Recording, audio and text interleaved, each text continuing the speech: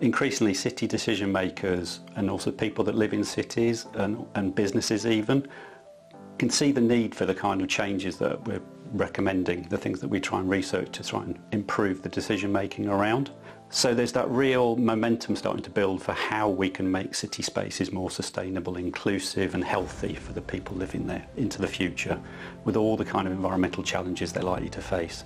We just completed work with our partners in the SEI Africa Centre, doing co-design activities with local communities into low-income settlements, one in Nairobi, one in Mombasa, where we brought members of the community together with city planners and decision makers to co-create a possible future for their settlements,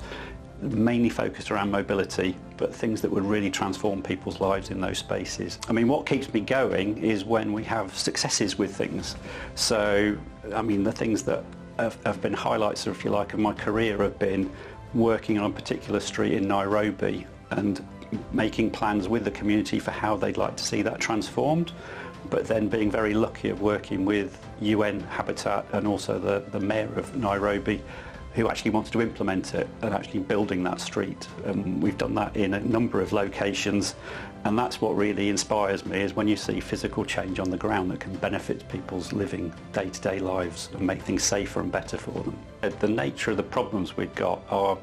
very interdisciplinary. They're not. The issue we've had, I think, is,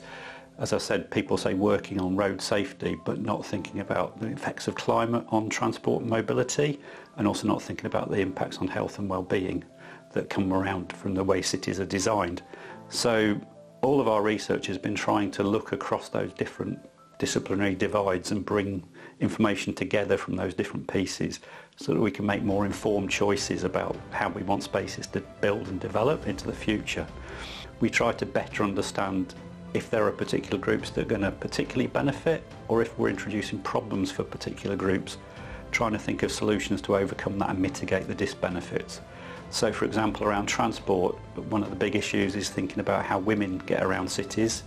or particularly with children as well in their caring roles. So thinking about the infrastructure they need that can make their mobility choices more acceptable and diverse and sustainable.